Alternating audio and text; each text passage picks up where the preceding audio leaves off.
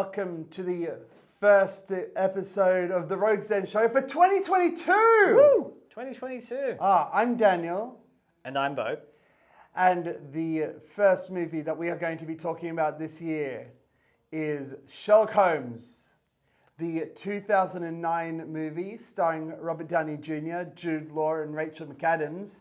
And you know what, for the hell of it, what about the sequel as well? Well, we're doing that on account of it being 2022, so we're doing two films. This is the final episode of the Rogues Den Show for 2022.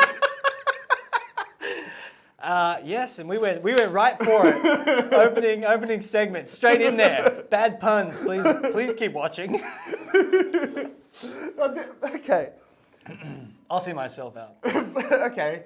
Until then, so both these movies were directed by Guy Ritchie, and they were produced by Joel Silver. I don't know if he was active on it, but this is very Guy Ritchie. Oh, this is 100% a Guy Ritchie film. Like, this is top, in my opinion, some of top tier Guy Ritchie film production. That's a big call. What are you comparing it to? Well, I just mean in the sense that, when you watch any Guy Ritchie film, I would say the exception would maybe be Aladdin. Mm-hmm. You're watching a Guy Ritchie film. Like, there's that sense of he has a style. It's very smash bang, like fast forward, punch, rewind, smack. You know, that scene. Proper British. Proper British. He's a British man. Like that, you walk out of that movie and the first thing you say to somebody as you pass them is, "You're right, love." you just feel it. You feel the pure Britishness of a Guy Ritchie film. I know what you mean, though. Yeah, you want a cup of tea when you leave that theatre. You want to have the cup of tea whilst you watch the film. But you can't because you'll just be punching someone with the cup of tea. And then you do instant rewind and then punch them again. But what I like about these films is that they're really, I think, as somebody who's a fan of the Sherlock Holmes books. I am too. And I will admit, I wasn't a huge Sherlock Holmes fan until I saw this film in 2009. And then I picked up the books, which back then were like, you could buy a Sherlock Holmes book for like $7.50 for the entire collection. Yeah, it is. So Sherlock Holmes is in the public domain. So we own Sherlock Holmes. Yeah, the public. We the people. We, the people, own Sherlock Holmes, and I don't know if both of these movies are based on books or just original stories. Well, it's more based on characters and events that occur in the books. And as a Holmes fan, I find that they're actually a very authentic take on the characters therein. So, whilst the stories don't follow anything particular that happens they do.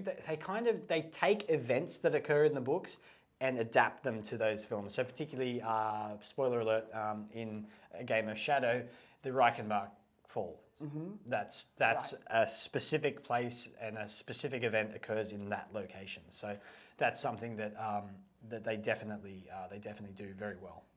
And it's very authentic to London in that era, I think, as well, in terms of costuming and production design. It's very fun. It presents it in a way that that makes you go, oh, that would have been cool. And then like you think of who you would have been in that period and you're like, actually life would have been pretty shit. Oh yeah. But like, this is a Sherlock Holmes movie. We don't care about reality. No. We want a guy that's like, this guy's clearly smart. Look how big his hat is. Well, thankfully they never quite sink to no the one depths. goes that low. I think that would be something that nowadays they would omit for... No, you have... so what I'm referring to is in one of the books. Do you want to do it? You do a great version of this.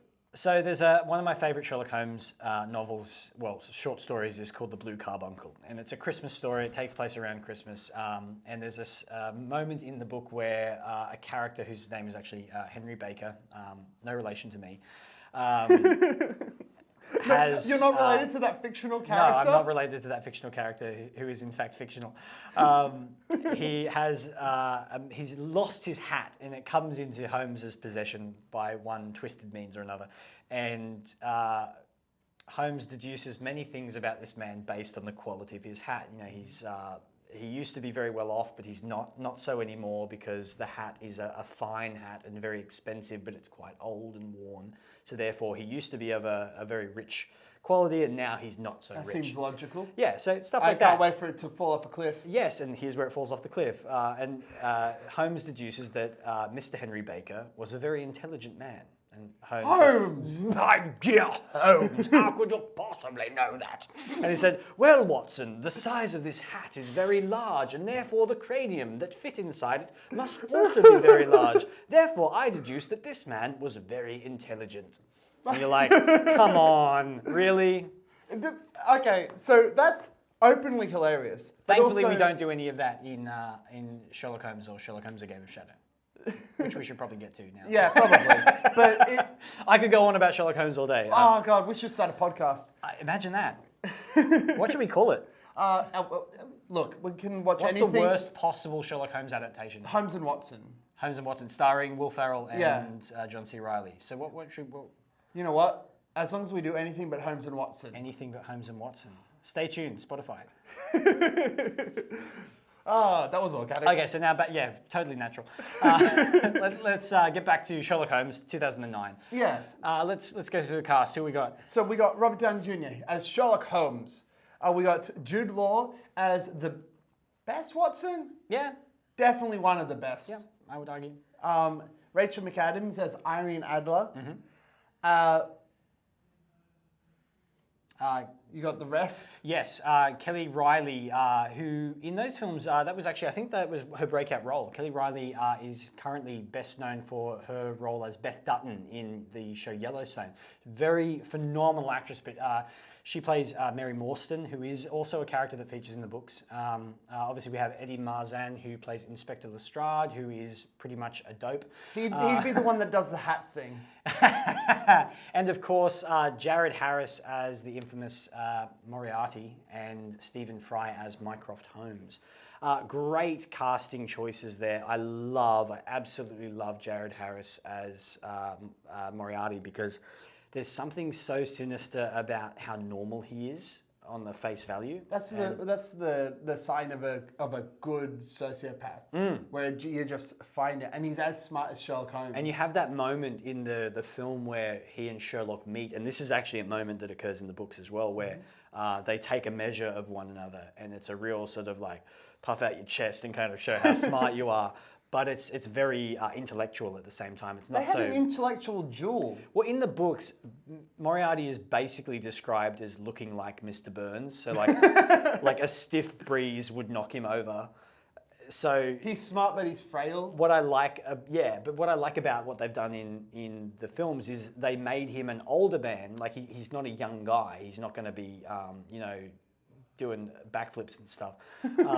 But he still had there was a strength and power to him, especially from a hand-to-hand. And they have that line where he throws a punch at Sherlock and he's like, there's the boxing champion of Oxford or whatever his title was. I like that they involved that physical element to it because in that period, men were quite violent.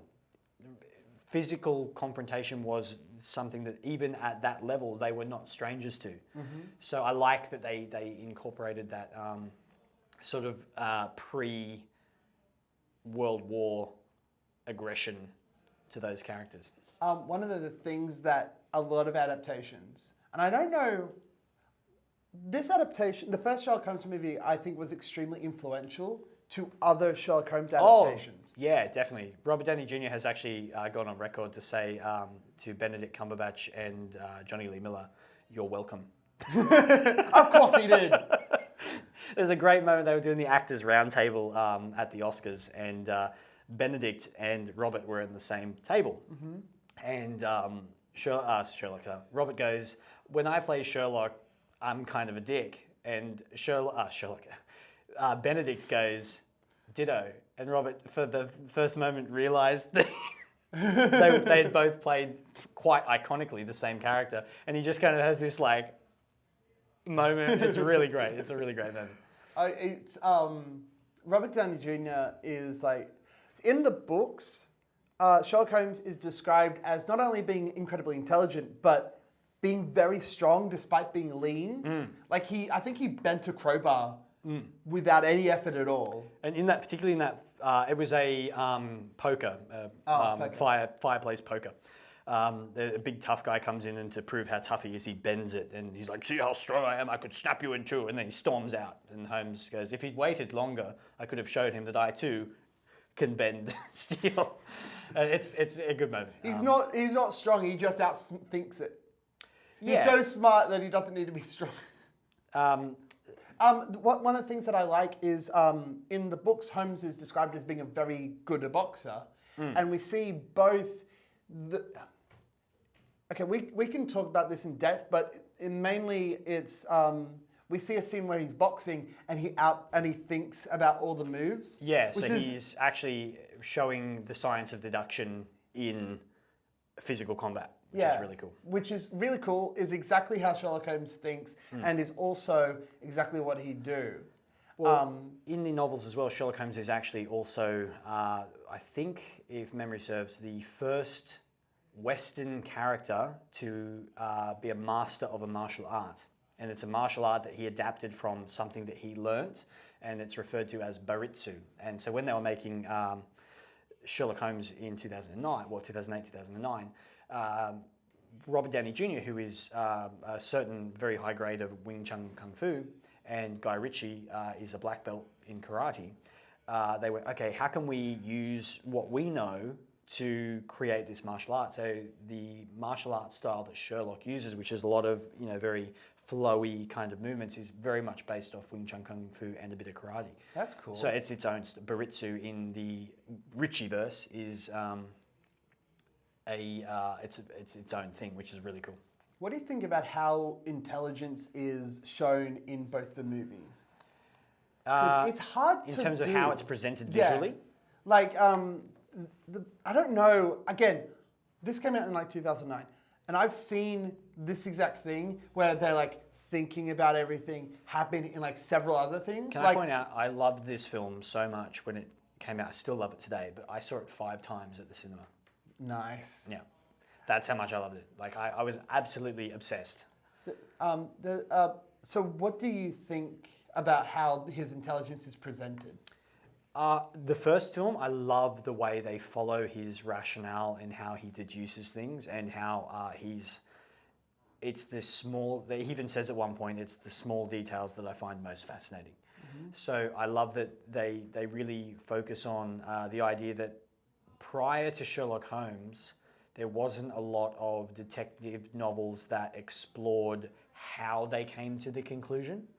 One of the things that is in the first Sherlock Holmes story is Watson saying, "Oh, what about this person with a Gallon Poe?" And he's like, Oh, they're disgusting. Not even worth mentioning. "They're stupid and morons." Yeah, that's the famous detective from the Edgar Allan Poe story that he was talking about, yeah. Yeah. That's awesome. One thing I love particularly about the Guy Ritchie films is the relationship between Holmes and Watson. You gotta nail that. Well, and they did. They 100% did. The banter between them, it's the perfect combination of best mate meets old married couple. Yes, which is exactly the book. So one of my favorite moments is the bit where they're literally choking that guy out.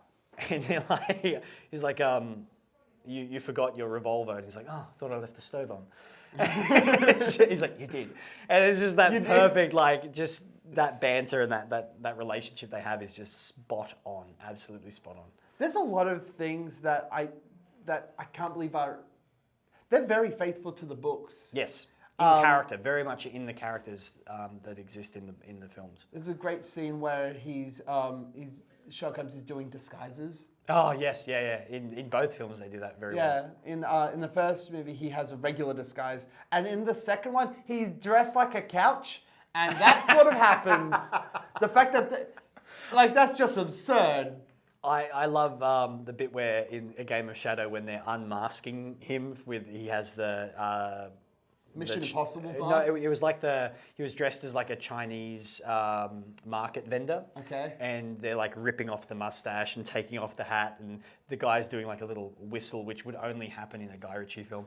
And Holmes goes to finish the whistle, and he's looking around smiling at everybody, and then he's like, I quite forgot the rest, and then just starts like smacking them. It's just there's a lot of good tongue-in-cheek humor in those films. they're very entertaining. Doesn't matter how many times I watch them, I can always sit through them and watch them again. There's a problem that I have with the first movie, which is a major one for a Sherlock Holmes movie, which is they don't show you the clues well. They don't present the mystery as a mystery. Think in the first film, they were trying to get audience. So they wanted to show you this cool new take on Sherlock Holmes, and it did exactly what it was supposed to do because it brought everybody in. And then you've got obviously the success of BBC Sherlock, where they were then able to focus more on the stories, the adaptation of the stories for a modern audience. And then you've got Elementary, which is a whole different kettle of fish. That's a cop show. I would need a whole other segment to talk about Elementary, which, by the way, I love. I still haven't seen it. I've seen like 2 episodes. I need to see it. I'm too busy watching dumb stuff. So like Sherlock. So but in the first movie they didn't do that, but in the second movie they did. So it's a good. The second movie has a good balance of the mystery aspect and also the action aspect that the first one does. Also, can we talk about the relationship between Sherlock Holmes and Irene Adler in the first Sherlock? I love it. I know, as you know, in the books, Irene Adler is a one and done character that appears in the story. She's referenced a couple of times and she's referred to as the woman. But the reason she's referred to as the woman, let me take a seat. The reason that she's referred to as the woman is because she's the only person, she's one of the only 2 people that Sherlock Holmes has been outsmarted by. It's her and it's Moriarty. But also, she's a woman. And because she's a woman, and it's the 1800s, and everyone's massively sexist, the point is that he didn't think that he'd be outsmarted by her. He's not in love with Irene Adler. He is a little bit. He's not.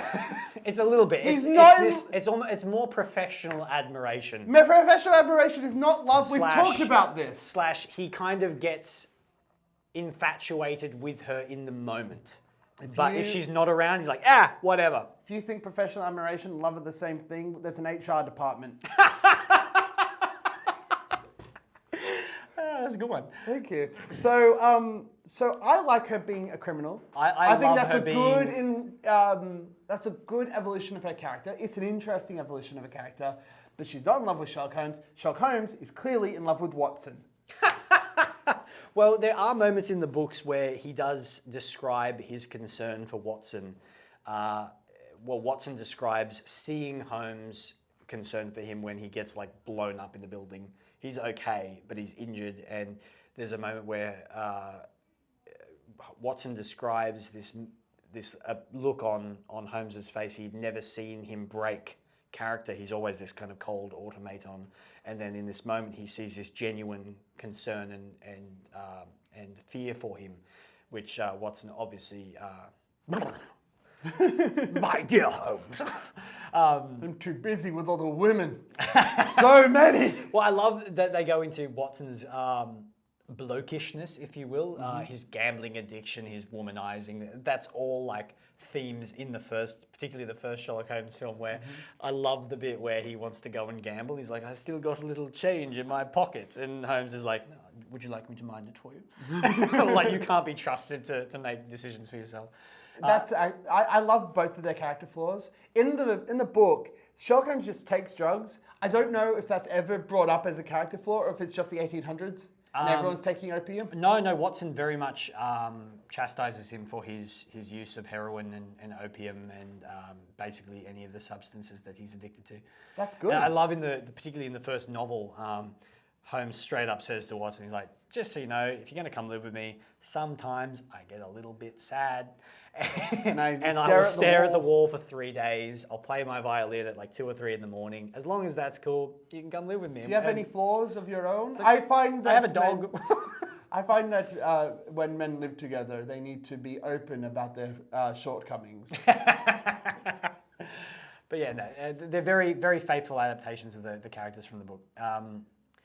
So with Irene Adler, though, one thing I do like that they changed with her is they made her this like criminal mastermind that has not just fooled Sherlock Holmes once, but multiple times. Yeah. And I love that Watson takes any opportunity he can to take the piss out of Sherlock about that. Are they going for a Batman Catwoman thing? Oh, very much, yeah. Yeah, that's what I thought. And just the bit where she reaches into her coat to take out a letter, and Holmes instantly grabs it by the wrist and balls up his fist. Like he's like, I will knock you out. I've seen this before, and then she just pulls out this lethal envelope.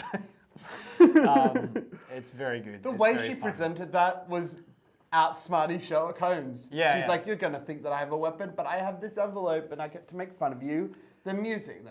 So you've got the score. The way that this presented, you got the cinematography, you got the score. Who do you like? If you were told, like, if you could guess who did if you didn't know already, and you could guess who did the score for this film, you would not think that it's the person that it is. There's 16 less Inception horns than I would have thought there would have been for this to be scored by Hans Zimmer. So, did Hans Zimmer do the DCU? Yes. The Snyder one? Yes. That's why... / Junkie XL. So, it's very similar to that. It's got that sort of action vibe. Yeah, but it's so different. I think it's phenomenal that it's so different. It's such a different tone for him. Almost like he's a good composer. composer. Thought. I was expecting it to be like a Danny Elfman one where you just go in and everything. Bum, bum, bum, bum, bum, bum, bum. That is the definitive Batman music, right? the only Batman theme that exists. I think it's a great score, and I think it perfectly suits the tone of the production design. And whilst we're on production as well, with regards to the story, I'm not sure if you knew this, but with the scenes that they shot, the actors, like obviously the two mains, Robert Downey and Jude Law, they would go into scenes and they would say, okay guys, here's the outline for the scene. Go for it. And then Jude Law and Robert Downey would just play. They would just, so a lot of that is off the cuff, just sheer performance brilliance that very few actors can operate at that level and do it well. Improv, for actors, it needs to have a solid script to be behind it. There's a lot of bad comedies where the... I don't want to talk about those. It upsets me. You okay, man? I'm okay. I'll be all right. Yeah. We'll get through this together. Yeah. So one of the things that, one of the reasons that there's a lot of bad comedies with actors known for improvisation is because they're not known for improvisation. Is because the director, it's because the director and the writer is just like, hey, we'll just let him go, and then they'll come up with something funny. We don't need to put any effort in at all. Yeah. But see, the key with the improv that Robert Downey and Jude Law are doing is it's not entirely comedy based. No. So some of it's real life circumstances.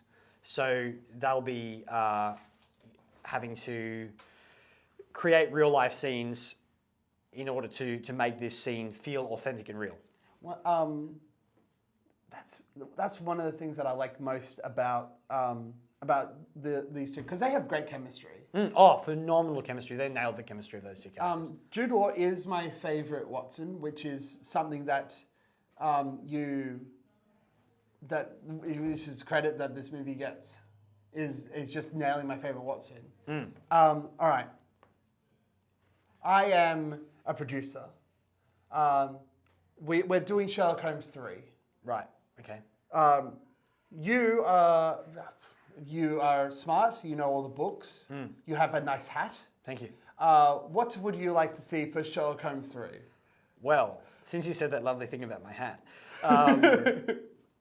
I would like to see them do that period and yet continue to take things from the books, events that occurred in the books, and play on those. I think one area for me personally watching BBC Sherlock where it kind of fell off for me was when they started to take too much creative license with where the stories were going. It was like, these characters exist in this new circumstance that's very different from what happened in the books. Whereas the first couple of seasons of BBC Sherlock, I thought they were very authentic adaptations of the stories for a modern day. So I would like to see them have that perfect iteration of Sherlock Holmes and John Watson, and give us those old stories new and fresh, something that younger people today could go and watch and be like, oh, that was really cool. I'm going to read that book. Do you know, like that sort of thing. I think that that's a really good pitch. Or what they could alternatively do is do a shared universe where Jack the Ripper exists and he's in that story, and also 20,000 Leagues Under the Sea comes into it, and it's basically the League of Extraordinary Gentlemen. Not as good. Shared universes, man. Shared universes are tight. Oh man, bro, you did it, bro. Well done, bro. Well, I didn't want to bro. I didn't want to bring this up. I don't know if you know this, Dan. I don't brag about it often, but I once played Sherlock Holmes. What? You don't brag? I never brag, and I never bring that up. Two things I don't do. Okay. It was a very fun experience, I will say. That's good. It was for a small local theatre company, but you know. Yeah, so it's a small one, not that big crowd. I don't put that on my resume. I just put theatre show. So if anyone asks, it was on the West End. No one ever asks. But even if they don't ask, you know. But actually, the reason I bring that up, the story that I was in would actually make a very good film. Okay. It's called Sherlock Holmes and the Adventure of the Suicide Club, and it's a very interesting murder mystery, whodunit style story, which I think would be another really cool option for a Sherlock Holmes story on film. Watson dies in it. Oh. But then he doesn't. Of course he doesn't. Spoiler No one alert. really dies. What about you? What would you pitch? Okay, did Irene Adler die in the second movie? Doesn't matter if she did, I'll bring it back. Well, it's heavily alluded to the idea that she died, but there's a rumour that she didn't. Yes, obviously. She outsmarted the fox, essentially, Yes. is what happened. Because you've already done Moriarty, but I would have it so that either she's the main villain, or there's just a trio team up, like a proper one, not one where she's playing the femme fatale, but they're just doing a case together. Yeah, right. I like to keep things simple, but also here's my real pitch: TV series. Okay. TV series starring these guys. Well, streaming may be the way to go for a future Sherlock Holmes project, because I mean, getting out to the cinema is not what it used to be, so it might be more beneficial for a HBO Max style thing. So yeah, well, perhaps streaming is the way to go.